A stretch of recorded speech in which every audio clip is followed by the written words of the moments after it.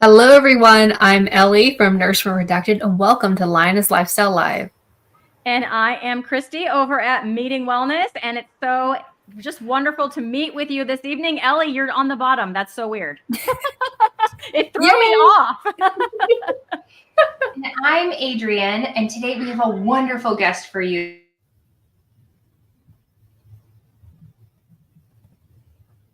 Uh-oh. We Take do over, have a Ellie. wonderful. So we have a wonderful If you have guest any for questions, you. Oh, Let me pop her back. Let's see if she Okay. refreshes. So if you have any questions for our guests, please put a QQQ or question mark so that we can get your questions up and get them answered. And let's bring Adrian. Let's see how she's doing. let's see if she's back. She's very blurry. Adrian, you were mostly out.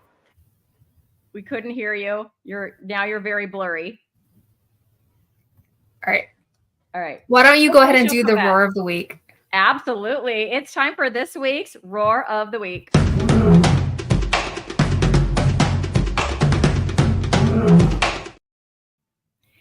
It was so exciting because I got to hunt through all of our new channel too. We're on our new channel exclusively tonight. It was very cool.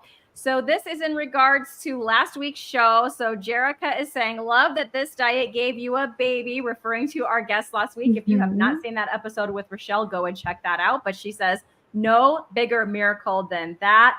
Triple heart, praise God. So that was an amazing episode. Like I said, go check it out. Every week we hunt through the comments that you leave underneath the video after we've gone live. And if you leave us a comment, I promise to read them all, and we will choose a new one to shout out for next week's Roar of the Week.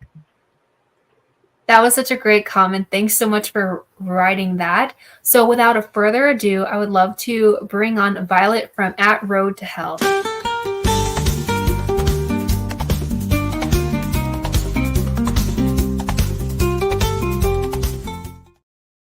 Hello. Hello, Violet. Welcome to the show. We're so happy to have you. Yeah. So, I don't know. How do you want to get started? Absolutely. So if you could share who you are, about your health journey, and why you eat a carnivore diet. Perfect. Okay. So actually, about 7 years ago now, I had to think about this. I had a summer where I couldn't do any activities. My hip was hurting. And then into that following winter, I actually, for the first time, didn't go skiing or snowboarding. And I just could barely walk. I couldn't sit for extended periods of time. I think I was maxing out at like 45 minutes and I was like in pain. And so eventually, the following February of that winter that I didn't go snowboarding for the first time, and me not going snowboarding and skiing means that the kids don't go, like this was like a big impact for our family. I ended up doing some research because the doctors were saying, oh, it's bad, but it's not bad enough for surgery. So, we got to wait, which is a story that you would love to hear. And I ended up doing my own research and learning that I had some kind of inflammation problem. And that inflammation problem led me to researching, well, how do you solve inflammation? And finding out that if you eat too much sugar, you could have an inflammation issue, which, I was eating enough junk food that made sense to me. But then when I started to research like how much sugar causes what, I got to realize that even the sugar in like rice and potatoes could be causing part of my problem. And then I was like, well, how the heck am I going to not do that? And eventually stumbled on a keto diet. So in fact, I started keto in April 2018. So however many years ago that is at this point. And I've been doing keto up until about February this year. So I've only been carnivore for a very short period of time. And before I became carnivore, there's an interim period there where I would say, very extremely low carb keto. I would say probably 2 years, where I had olives and avocado like once a week each. And that was the veg I was having. So, but still consider myself keto because I was eating veg. So, and that's kind of how I got here.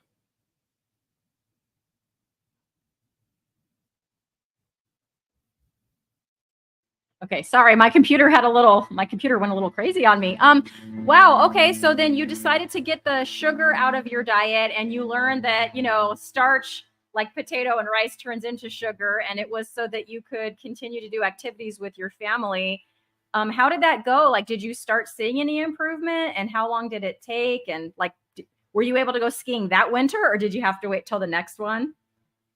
So what happened was, and yeah, didn't know my by the time February came around, so I found out the information February. It took a month and a half to believe that that was true. So research. And then at that point, a month and a half later, I started in April 2018. I would say then that if we fast forward, my hip felt better, I would say about 3 months later. But I'm going to add to the story that there was lots of other things that had been going on with me over the years that I just didn't know were related to the inflammation that I was living. Like my joint pain started when I was 23-ish, right? And I was walking around with knee problems from 23 forward. And then I had back problems maybe like 10 years after that. And then like when my daughter was 6, I remember like not being able to turn my neck. So there were like so many things that kind of came along. Tennis elbow, right? That I blamed on tennis, or badminton, I should say. I blamed on badminton, but turned out, nope. That was all caused by what I was eating. And we have to add to that when I started my journey, I didn't really know how overweight I was. I didn't know what the number was, but it turns out that, well, at this point, I've lost 80 pounds. That took 5 months, and I've kept it off ever since, easily. What is your maintenance plan? Like, how are you keeping this off? You're just not going back? Do you eat plants now, or you're just straight carnivore now? Well, I'm carnivore today. Okay. But like, I would say that my maintenance plan initially, so little backstory, I'm from the Caribbean.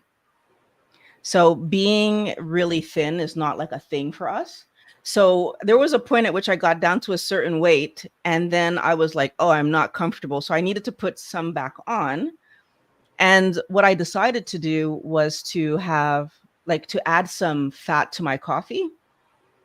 So I did that for a little while, and then I was able to put some weight back on, and I found a level that I could keep it at that just kind of kept me stable at that weight. So at that point in time, I would say I was like 70 pounds down was where I kind of felt comfy. And since so between then, which would have been, I was 5 months in when I hit that lowest weight, and then I came back. So maybe say like, since a year after, not a year, sorry, 5 months, 6 months, like 7 months, I've been maintained the weight that I was at right up until a year ago, where I lost another 5 to 10-ish pounds, like depending on the day, right? You weigh, and you can be 3 or 4 pounds up or down. And that maintenance was all on 1 meal a day and eating veg up until 5 months ago. And so do you find that removing the veg is continue to help with any of those previous pains that you've had before, or did the pains just go away doing keto and you were just kind of feeling good? Like, what was the motivation to go carnivore? Okay, so the pains went away doing keto, and the weight went away. Like the weight was fine, and it stabled since doing keto. The reason that I did carnivore, and I played with carnivore, like I did 2 months way back, and it was like, oh, that's good. That's how I got down to like 2 veg, because I played with carnivore, and I was like, oh, that was kind of interesting, and I didn't miss anything. And I was really, I don't like to cook. Let me just be totally transparent. So like, that's part of this story, is like the less I do in the kitchen, the happier I am. So part of it was like, wow, like the 1 meal a day, like, again, I don't have to cook all the time. Yay. And then when I realized like I could even make this simpler by just eating meat and vegetables that I can just take out of the fridge and put on my plate. Love that. So I really will say that that's why I love it so much. My spouse, like, he was kind of more liking the veg than I was. So it was like, but I mean, he's willing to cook. So I don't care. Like, if you're willing to cook veg, yay, go for it. So that didn't change or make it hard for me. I would say the thing that made the biggest difference of why I decided to go carnivore was Sally Norton's book, The Toxic Superfoods, and learning that the avocado that I was eating still had oxalates in it and in high amounts. And then I would also say my conversation with Dr. Chafee really kind of like helped me to see, like, okay, maybe there's some benefits I could get that I wouldn't know that I could get until I try it. Like, and I try it not just for a minute, like for a long extended period of time, because I think that's the thing that I noticed the most about keto is that when I first stopped eating all the high carb foods, yeah, I felt better. And that was like significant difference, like night and day. But the things that came later that I didn't think were going to come were kind of crazy. So, like, for example, like, I think for a living, and yet I was thinking more clearly, and I didn't know that that was a possibility, that I could think more clearly than that shocked me. The fact that I slept better, that took time to happen. But then when it happened, it was like, whoa, I don't have insomnia like ever anymore. And I used to get it maybe every few months. I'd have like a night where maybe if I got an hour of sleep, that was like a lot. It doesn't happen anymore. So there are just things that took time to show the benefit from keto, that when Dr. Chafee said to me, well, you know, that last 5%, that's really where all the big significant step ups. I was like, okay, I'm willing to take that on. Now, I will tell you, there's still coffee in my life. So I still drink coffee. And I'm holding on to coffee partially just because I'm not 100% sure. And I know there's not a lot of oxalate in coffee, but there's that little question mark in my mind. Sally had mentioned where, like, sometimes when you have no oxalate coming in, that's when dumping might happen. So I was like, you know, I've gotten this far with this little bit still there, and I just want to hold on to it for a little bit longer and let my body just slowly evacuate any oxalates or any other toxin that might be there that I might not be aware is, you know, like I've heard some horror stories of people that when they get to that last little bit, the dumping is just not comfortable. And I don't want to risk my ability to think clearly. Like, that has to always be there.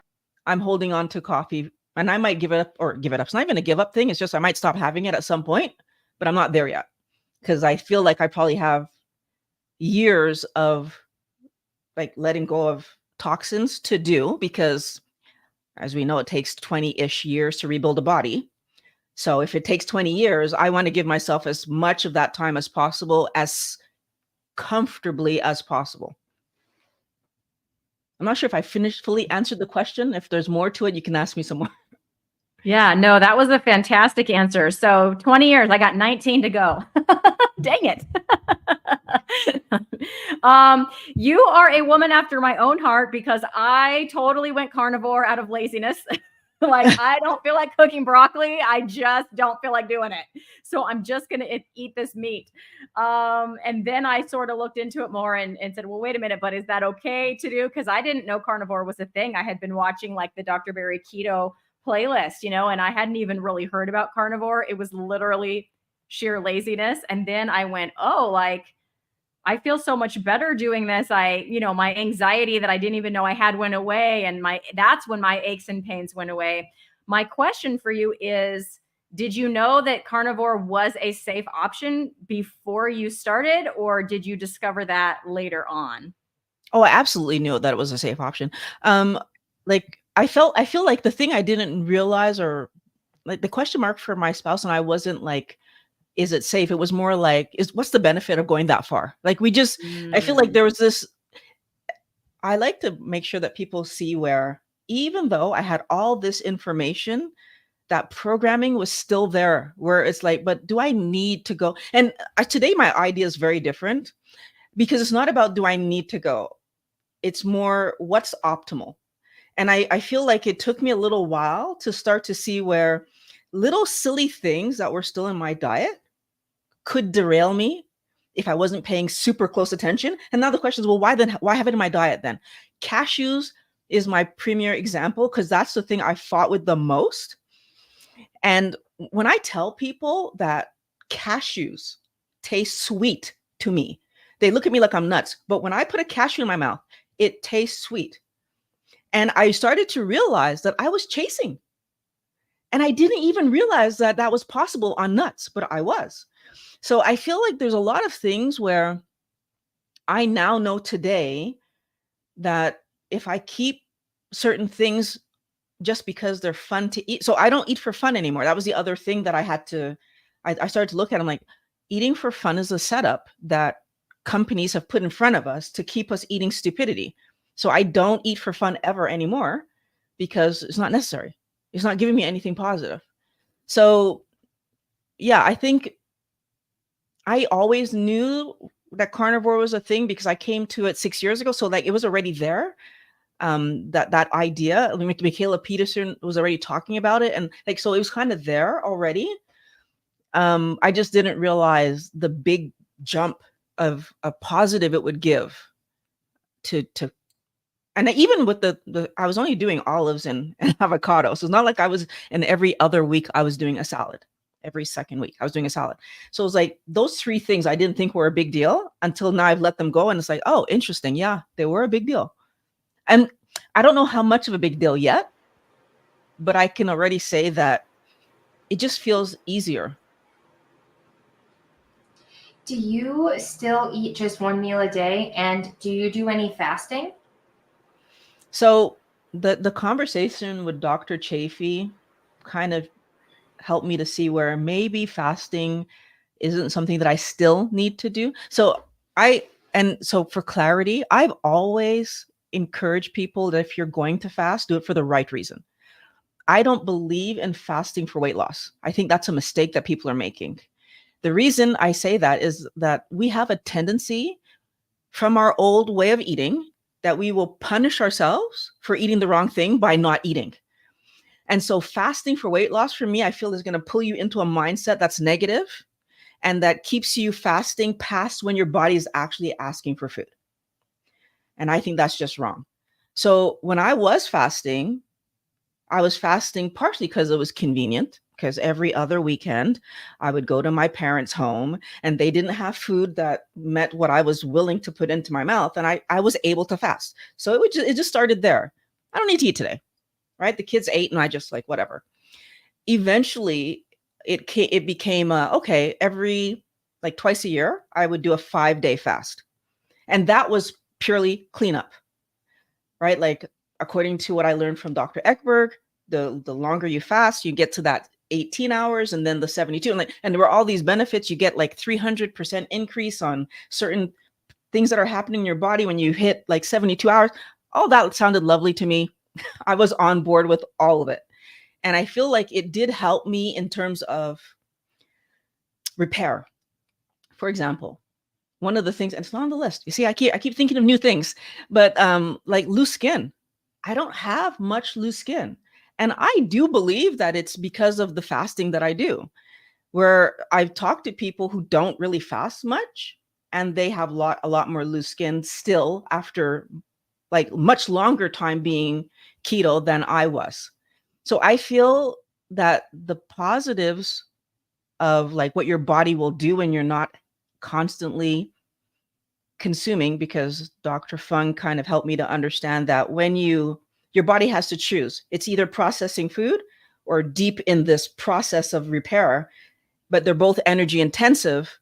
And so from understanding that, the logic for me was, then of course I'm going to give my body the time to repair, because my concern was, do I have heart issues brewing that I don't know about, or any kind of organ damage that I don't know about? I mean, the brain fog thing made me worry. Is something going on with my brain that I don't, all these questions that like, I would rather give my body the time to get healthy. So that was my big reason and push for fasting when I was. And now I move forward to now, the Dr. Chafee saying, yeah, but even if I'm doing 1 meal a day, that's for where I am. I felt like, okay, I'm comfortable. And theoretically, I would fast again if I felt like if I want to clean something up, that would make sense to me. But I'm really comfortable where I am right now.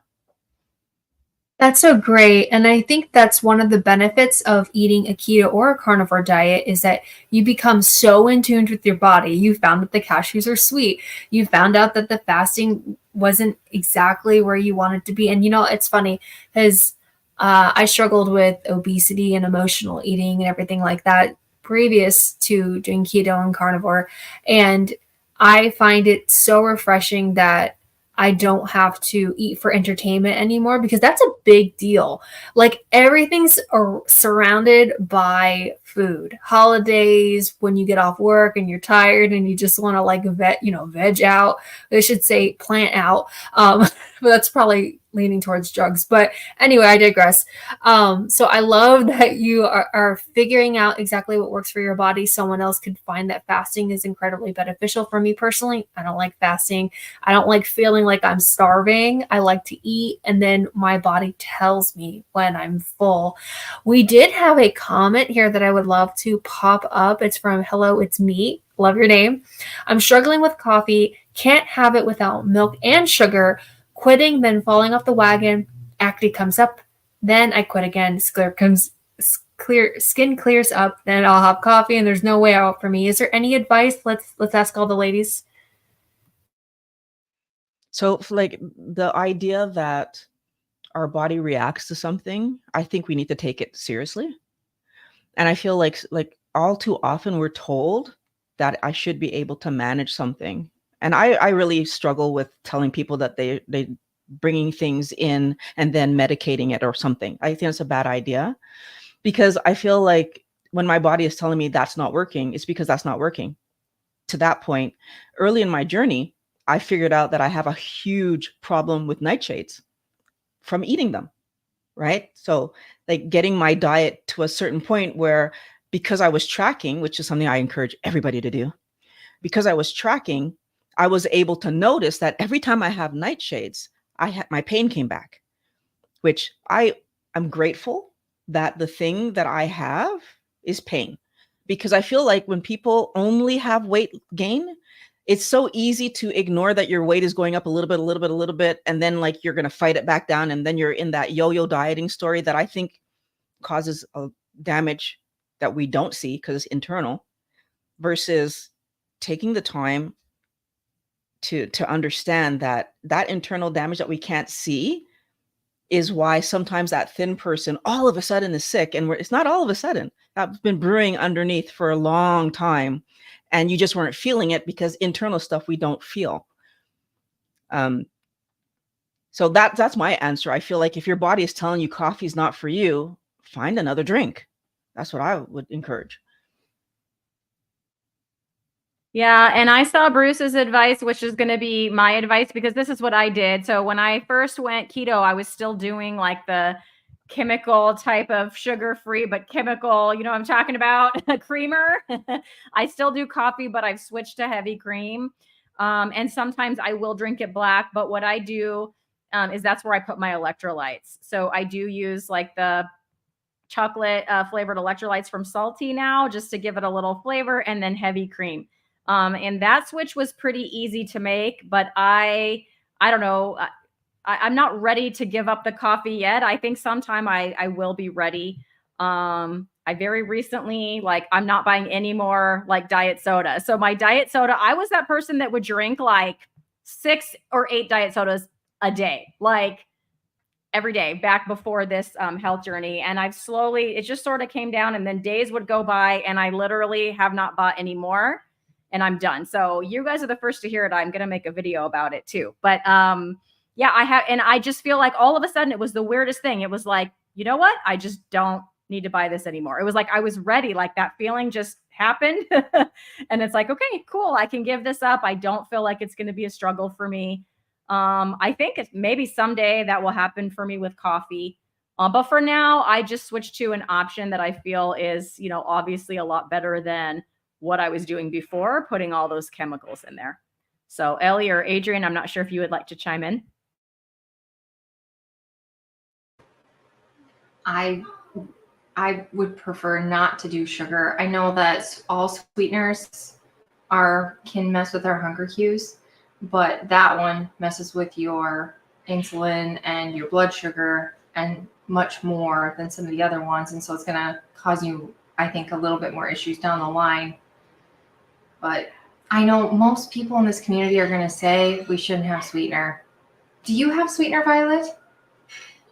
So the reason that I think sweetener is a bad idea is because there's a cephalic response that we have, so a brain response to sweet that happens before any type of metabolic reaction is happening in your body. As soon as your mouth tastes sweet, it's telling your body, oh no, some sugar is coming in, and your insulin is already going up. So, and I know that there's been a few doctors talked about it. Dr. Barry did, and there's a bunch of other doctors that talked about this. Because of that, it's a really bad idea to have even diet whatevers, because that sweet flavor is going to cause problems. The way that I figured it out is that I had a diet drink, so Diet Pepsi, I think it was at the time, in between but like that was back when I was still doing 2 meals, in between the 2 meals. And I know that I would have normally made it. And oh, wow, was I hungry. Like I didn't make it to that meal at all. And I think that happened to me like twice before I clicked in and went, oh no, it's the drink that's doing that to me. And when I did some research, I found that cephalic response topic. And it's something that they've known about for years, obviously. And again, we're constantly told by dietitians, have this many small meals, and the snacks that they give us in between the meals are usually sweet things. And we don't realize that that's causing us to overeat and overeat and overeat. So the reason I would tell anybody in the keto carnivore world, well, in any world, but the keto carnivore especially, not to do that is it's going to cause you to want to eat in between your meals, which snacking is just not going to help your insulin at all. So what do you add to your coffee, or are you a black coffee person? Just heavy cream and butter. Yeah, I still put the butter in my coffee. I saw someone mention milk, but I wouldn't do milk because milk has a lot of sugar in it. But I mean, I guess at least milk sugar is better than some of the other things. But I personally wouldn't add milk. Like the heavy cream has no sugar. Well, heavy cream has 0.6 grams. So let's be clear. Right. Yeah, it has 0.6 grams. Like they're not being honest when they tell you that number. Like there's 0.6 grams. Because when you do a bunch of it, you see that, then all of a sudden you see numbers, right? So we need to be careful about that too. But like for me, it's the one place that I'm having some carbs. So like I'm fine with that. But it is on my list of things that I'm looking at of like, well, when will that be weeded out? I can drink black coffee, and I can drink coffee with just butter, which I've done as well. So it's just a matter of what am I feeling and on what day. Do you drink anything else? Do you drink any bubbly waters? Sorry, Ellie. Yeah, I do drink carbonated water. And like I used to drink tea before my conversation with Sally. I'm trying to keep my oxalate things to what it is. So just the coffee. That's awesome. I found that a couple of months into my carnivore journey, I just kind of how Cristie recently found out with her diet soda. It's like you just don't need it, and you feel like you can actually move on with your life. And I think with a lot of people, they miss the ritual of having the cup of coffee. Like I actually don't think it's actually the coffee itself, although like for my husband, who is mostly carnivore and meat based, he recently gave up the coffee, and it was incredibly difficult because he was using it as a crutch to get through a stressful long day. And then when he stopped drinking it, and albeit it was not slowly like I wanted to, he was like, I have to do it cold turkey because it's an addiction. Those are his words. His brain started to he started having migraines and having that pain. And I'm like, your brain is swelling. Your body is punishing you for not giving into the addiction. And so it's kind of like the same thing with drugs. And it's so heartbreaking to me. So I think that, hello, it's me. You should try to, like, I think you had written that you're going to try and do hot water. I think that would be great to just replace the tradition, because I've been there. And oh yeah, wait, hold on. She wrote a comment. Yes, Ellie, it's the ritual. I guess I'll have to just have a cup of boiling water to ease me out of it. Yeah, and I want to give you that encouragement that if you really think that's what's triggering your acne and causing you to want to have more sugar, just think about that every cup of hot water you're drinking is putting you on a road to better health. So I want to just give you that encouragement. And so for my question, my question is, so you've been doing this for, like, I think you said 7 years, keto and carnivore. What would you say to someone that says this isn't long-term, this isn't sustainable? How could you only be eating meat and vegetables and not only meat? What would you say to them?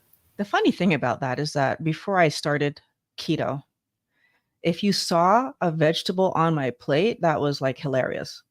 So like I honestly can say that I was not eating anything close to healthy before I started doing keto.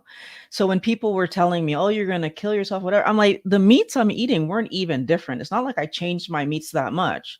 All I did was stop eating. So I think that, first of all, absolutely, we can do keto forever.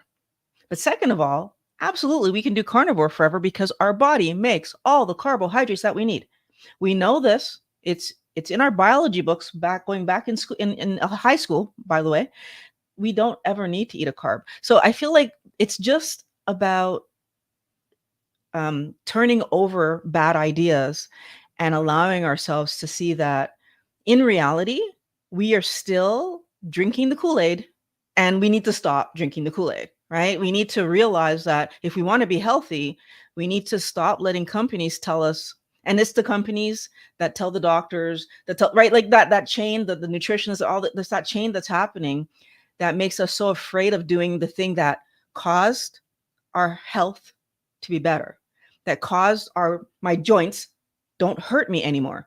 And you know, I've heard a lot of people say, well, but if you knew for sure that your joints are feeling better, but you're brewing something internally, if I can't walk, does it matter that something is going to get me? And honestly, I'd rather be able to do my activities and sports and all that stuff. But I have gotten too much data from too many doctors to even fear for half a second that what I'm doing isn't healthy. Like, I don't even fear it for half a second. And people that can't hear what we're talking about because they are still in their cravings and believing that they can somehow exercise away from a bad diet, they're the ones that are gonna, well, we'll see in 10 years, like where I am, where you are, and we see in 10 years what happened. But I'm confident after 6 years, it's going to keep going like this. Yeah, that's so true.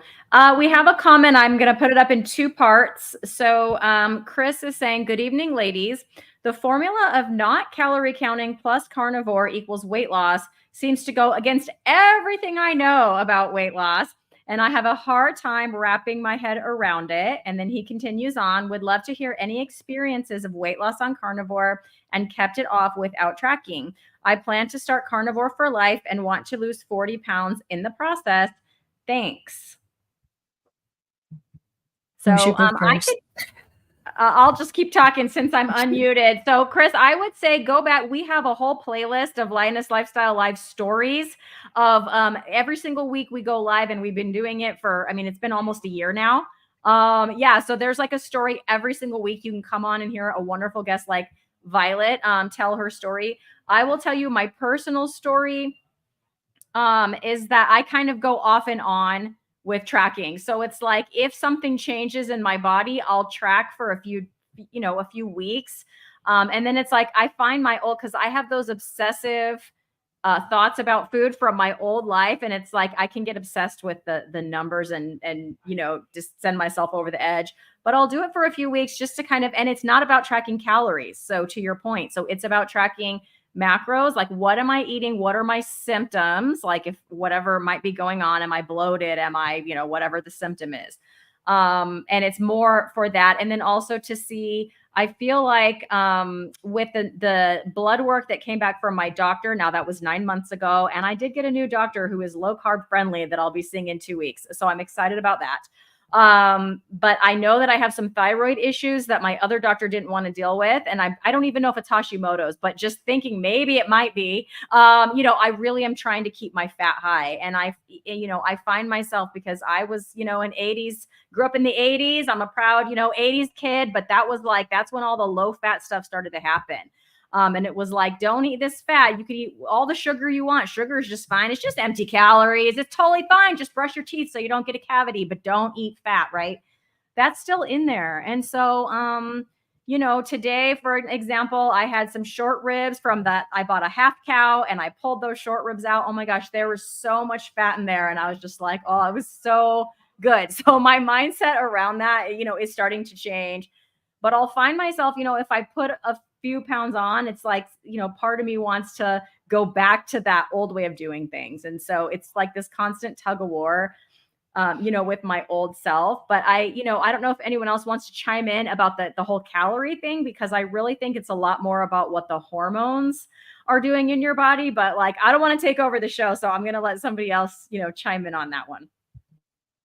I despise calories. Like that idea, so first of all, I remember when I first found Dr. Fung talking about it, and he pointed out our body has no clue what a calorie is. It understands protein, fat, and carbohydrates. And so I do think, again, calories is a distraction that companies have put in front of us, where they can make it look like this food is going to be healthy because look at how little calories it has, and all those calories are coming from sugar. We shouldn't touch that, but we're going to eat it because, well, there's hardly any, and it's a setup to fail, basically. So I like tracking, and I did track when I was doing keto because I like knowing what's in what. At some point when I was only doing olives and avocado, I didn't really have a reason. I mean, I know exactly what that is. It's the same meal on repeat. And now that I'm doing carnivore, again, I don't have a reason to track because I'm not eating veg. But I think anybody who's eating veg should still be tracking at least once in a while to verify that you're not having carb creep, which is the other thing that happens to people who are still eating carbs, is that you start just putting more on your plate a little bit as you go forward, because carbohydrates are quite addictive and they can push you even when you're not realizing that you're being pushed. Yeah, that's so true. And I found that I did that a lot when I was actually on keto a lot of years ago. I was just like, oh, I can have a little bit more. But I think that this is it's totally possible to lose weight and not track your calories and not track your macros. At least it has been for my case. So my heaviest weight was 240 pounds several years ago. And when I lost, so when I did, that was with keto, and those first 6 months that I did keto, I lost about 53 pounds. I don't know how many inches I lost off of my body, but it was quite significant, going from a size 18-20 pants down to squeezing into a size 12 when my largest midsection was about 50 inches, my hips. So I was a very large lady. And then when I did carnivore, my highest weight was 202 pounds. And now I'm hanging out in the low 170s. And so that was in about a year. So I lost 30 pounds, but I also lost 30 inches off my body. And I wasn't hungry. I didn't work out. I have a mom of young kids. I hardly ever leave my house, which is not a thing to brag about. And I totally think that if you teach your body that you are going to be getting food and you don't yo-yo diet anymore like I used to, and have like, I'm being good for a whole week and then I would binge on a weekend, and then it just kind of throws you off all the time. So I think that it's kind of like your body has to learn to trust you. It's like it has to, if you don't have any other underlying medical conditions, of course, but it's like, okay, Are we going to have a sustainable amount of food every single day and you're not in fight or flight mode? So I just want to give you that encouragement that I think it is actually possible. And I actually tracked recently because I was just wanting to see if I was having enough fat. And I'm easily hitting at least 150 grams of fat a day. And that works for me. So I hope that helps. I was recently visiting family and they got in the trap. I've seen it with some keto people too, where they look at carbs and they go, well, they're lower calories. You know, you can eat 100 carbs and it's only 400 calories total, but that's a lot of carbs. You know, it's very, very low calories. Then we start learning about energy and hormones, like you said, and what it's doing to your body. And the next level we learn about is the protein. And you're like, ooh, I want to get all this protein in, but then you learn about the different proteins. And so now you're not even looking just at protein, but like how quality is my protein? You know, is it a full amino acid, you know, versus is it broken down? And yeah, it's the progression of learning is so interesting. And so I don't like the calorie thing. And I guess I do kind of look at macros, but too, really it's like how quality is what I'm eating really is what I look at now. I don't know about you guys, but I want to just add one thing to what you just said, because I thought it was interesting, is that when you talk about how many calories for carbs, one thing that I will also say is I encourage everybody, when you were in a situation like what I was in, where you felt like, oh no, I lost too much weight, or I'm losing too much weight, or I'm losing it too quickly, often I'll see people in the keto world bring back more veg rather than bump up the fat. And I again, feel like that's a mistake. Because sometimes to do that, to have it work, you have to get above your 20 and you're putting yourself in that situation where maybe I'm harming my body again to slow down your weight loss. So I feel like that's another thing where the lie of calories gets people to like do the wrong behavior. Mm-hmm. Did you want to show? Go ahead. Oh, I just wanted to pop this up here. So thank you, Westfield90, for the super chat saying thank you for continuing to have great, informative, and inspirational guests. Very motivational content. We appreciate you so much. And go ahead, Adrian. I was just going to ask, so what do you eat? You're eating one meal a day still? And what is that meal, just to inspire other people? I love hearing how you just lost too much weight. That is not my problem. So one thing I'm going to say, first of all, I don't typically talk about what I actually eat specifically. And the reason for that is I recognize that everybody's different. If I would have tried to follow somebody else's diet that had tomatoes and peppers and et cetera in it, and I was doing that from day one, I wouldn't have figured out that I had a nightshade problem. So I don't specifically say what I'm eating, but now that I'm doing carnivore, it's kind of hard not to guess. I eat fish, meat, poultry, eggs. That's what I eat. And I use salt. So in terms of my actual food, I've gotten all the veg out when I eat at home. Occasionally, my spouse and I will go out to eat. So it's every other weekend we go out, and we have 2 restaurants we go to because we kind of know what the agenda is and we know what we're going to get. And there's one I like more than the other because when I go there, I never have a reaction. So that's like been 90% of the time. And like the other one like might come in 10% of the time. The thing I will say about one meal a day is that last year we went on vacation. And while we were on a week all inclusive, they didn't have fatty meat. So everything was lean. Because of that, I decided to do breakfast, which I don't normally do. And so I was having eggs and bacon and sausage in the morning. And then I was having whatever meat I could find on the menu at supper time or in the morning. I'm exaggerating. It was like between 11 and 2.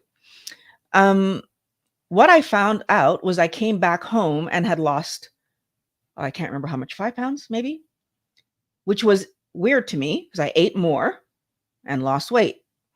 So that pushed an experiment I did where for the next, I started off thinking I would only do a month. Eventually I did 6 months to see like, if I add, and this was still while I was doing keto, by the way. So I just want to be clear on that one. If I add 4 eggs to myself every single day, would I gain weight?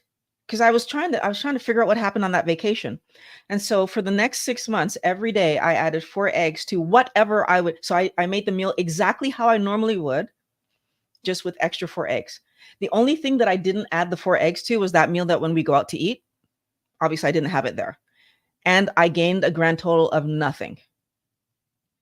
And eventually, after about 4 months, I started to see a little bit of a decline in my weight.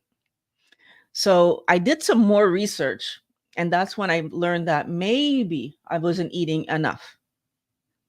So all this time, all these years, thinking that I had this figured out, and there was still more to learn, first of all. But second of all, that I'm still trying to figure out what my number is.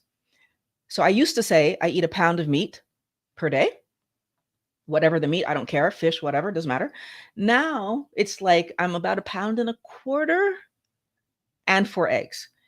And I'm not sure if I'm at my upper limit yet or not, but I'm kind of slowly like playing with the numbers to see what the right number is. But I'm using the information, and I'm trying to remember which doctor I got this from. I can never remember his name. He's like a older gentleman. Oh, I can never remember his name. But he talked about how our RDAs for protein are too low, and that instead of aiming at like just under 1 for women, we should be aiming at 1 to maybe even 2. It's like in there. So theoretically, I was aiming at 1 because I already knew that the RDAs were low. And now I'm aiming more at like, I don't know what, but I want it to be over 1 all the time. So I'm not sure how far over 1 I need to be, but it's also hard to get it in. So when I first started adding the eggs, that was like a nightmare. But now I can do that easily. And it's like this 1.25 that I'm doing plus the eggs is kind of easy for me. So I'm probably going to bump it up at some point, but I haven't bumped it up yet. So, and just to be clear, when you say 1, you're talking about 1 gram of protein per pound of lean body weight. Is that the one that you're referring to? I believe that's how it works. Yeah. Okay. Just wanted to clarify. So one of our audience members is asking a question. So they would like it if you could explain the problem of nightshades like tomatoes. And then also, what are the other nightshade plants? So tomatoes, potatoes, eggplant, peppers. Basically what Georgia Eid, so she actually clarified more about this for me, because I just knew that I couldn't manage them, but I didn't have a great understanding of why. For me, I thought it was just the solanine, but apparently there's all kinds of toxins in nightshades, but there's all kinds of toxins in most plants. But when you're looking at these plants, when the fruit of the plant has like a little hat, like if you think about a tomato or an eggplant, that little hat kind of thing, that then you know that plant is a nightshade. And every one of those, when I had them, I realized was messing with me. So, and it was always accidental. The potato, it was all accidental. Like I wasn't going into it thinking, oh, I'm just gonna have, like, it was something that I didn't know. And when I figured out the recipe, it's like, oh, nightshade. So, and the reason how I figured it out was that every time I have it, it's a really fast reaction. I love to say I have Violet syndrome, because I will eat a nightshade that night. I'm screaming in pain, like my joints are killing me, which again, I appreciate that my body tells me that quickly so that I can go back and look and say, oh, and I do my research and, oh, that's a nightshade. So no longer in my plate. Oh yeah, just like I think that's so great that your body, it's so sad to say that, but it's like I'm glad your body is able to communicate with you, because like my husband is very similar. If he eats something off plan, he wakes up the next day with back pain and he's like, okay, that is the food that hurts me. Meanwhile, for me, it usually comes after a long time of eating it and going, my digestion is not as great as I thought it would. Or if I'm starting to feel a little bit more inflamed, it is a little bit of a slower progress. So in a way, you're lucky, but also in a way, ouch. I appreciate it. That's good. I'm glad. I would love to know what got you motivated to start your YouTube channel. Anger. Oh, really? So I've been in front of how many doctors on different occasions talking about these pains. And sent to whatever specialist, da da da da. And so there's a few things that happened to me in my history with doctors that just absolutely frustrate the heck out of me. The first doctor where I had a numb thigh, and his answer to me was, well, you just have to learn to live with it. Now that went away on its own. I don't know what I did, but it went away. And then I have sleep apnea. And that doctor's statement to me was, well, we could do something now, or we could wait. And I was thinking, oh, does it normally go away? And it was like, no, we're waiting for it to get worse. Frustration. And then the most recent thing was when I was taught, because I have thalassemia, which is a blood condition. And there's a part of my mind that's wondering 20 years from now, will I still have thalassemia? So that's a big question mark. But anyways, I was talking to a doctor during that period of time where we needed to get vaccinated, right? I won't say the thing. And that doctor said to me, oh, but we've done research and we know it's safe for people with thalassemia. And I'm like, no way that a condition that affects 1% of the population you have tested at this point in time. And it's like, I feel like doctors just blatantly look us right in the face and lie. And because of that, when I found out that food was my problem all this time, there was nothing that was going to stop me from talking about it. Because I know there's other people out there like me who are suffering, and they could change their food and solve it. So that was just, it still bothers me till this day that that's true. And especially that event happened less than 4 years ago. That lie to my face, where we're in the same room.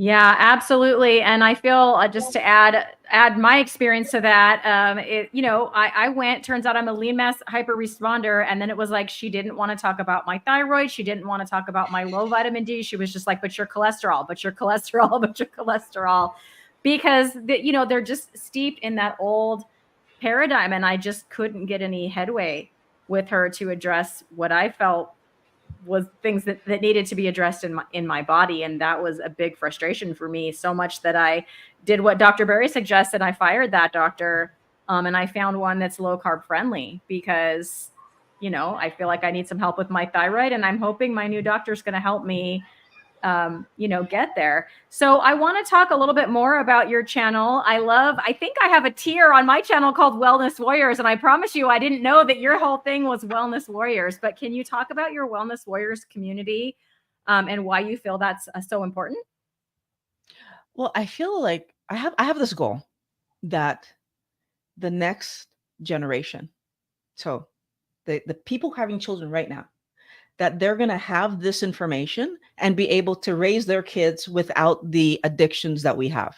Because the reality is, if you go back in the history of alcohol, yeah, people were drinking it. They didn't think anything about it was everywhere. It was all over the place. Now we know better, and our kids are not allowed to drink.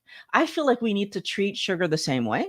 And that's my goal. I'm going to keep talking. I'm going to keep screaming. I'm going to keep yelling until people understand, so that every wellness warrior understands that it's the next generation that's going to change this. And yes, we need to be the example, but the true beginning of this is watching what our kids do. It makes me so angry when I look back on my daughter's life, because when she was first introduced to food, I did exactly what the doctors told me, banana, and these sweeter vegetables, like sweeter veg and fruit before meat. I did exactly what the doctor told me. And she was spitting it out. She was making faces. She was and what do? You keep pushing, And now I look back and say, she was right. She wanted the meat. She didn't want the other stuff. Meat was always easy. Bland tasting veg was always easy. As a matter of fact, she was a bland tasted kid up until around 4 years old, when I lifted the ban on sweets. And she didn't have her first real sweets until 6, because she would always say, it's gross. Her 6th birthday party, it's the first time she actually ate the cake. And I feel like if I would have understood then what I understood now, her life would look so different. And the trajectory for her would be different. She's not overweight, but that just makes me more nervous. What's brewing inside? And I feel like more people need to understand this is not a weight story. It's a health story. We are brewing things internally that are leading us down a path of pain in our 50s, 60s, 70s. Because it just, again, blows my, I was 46 when I couldn't step up on a curb. That shouldn't happen to anybody. I felt like an old person at 46. So I think that it's important for every wellness warrior to understand this information. You need to put down the garbage and you need to eat real food and real food as defined by meat, fish, poultry, eggs. That's what we're supposed to be eating because that's what's healthy for us. And we need to stop allowing ourselves to follow our cravings because cravings is just a sneaky word for addiction. And it's killing us slowly. And it's just the wrong thing to be happening. She is so inspirational. Right on. Well, I think it's time to bring up the meaty wheel, ladies. What do you say? Yeah. All righty. I'm going to bring up that meaty wheel. We're going to spin you a question, Violet. So here it is. I'm going to give this a spin and we'll hunt down a question for you.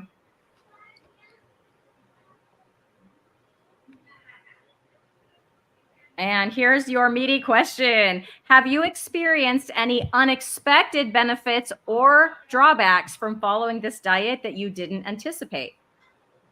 Unexpected drawbacks is the number of people who believe they have the right to say anything to me about what I will eat. And you could probably imagine from the way I just said that I'm not always polite about my answer. Unexpected benefits, brain fog lifting that I didn't know I had. Oh, sorry. Another unexpected negative, learning that I was addicted to something.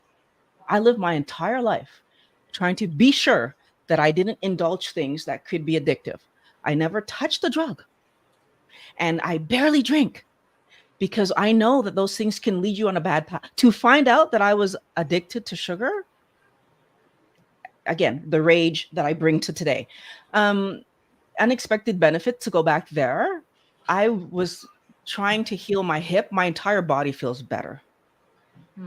I no longer going to the carnivore side. Like there's zero. Like, I mean, I thought I was doing well on the low gas back on keto. Zero, like ever. Like it's great. It's amazing. I actually made a list because I know I would forget things. But like I think the top things are that like not having to think about food all the time. That's my favorite. I don't think about food until like 10 minutes before I'm ready to cook something. I just go in the fridge, pull out whatever's defrosted and put it in a pan. Boom, done. I love that part. And the fact that I just eat once a day. I could probably keep going on, but time. Yeah, no, that's awesome. Thank you so much. That's amazing. So are we ready to roar our way out of this show today? I'm a baby in this world, so it's going to be a small.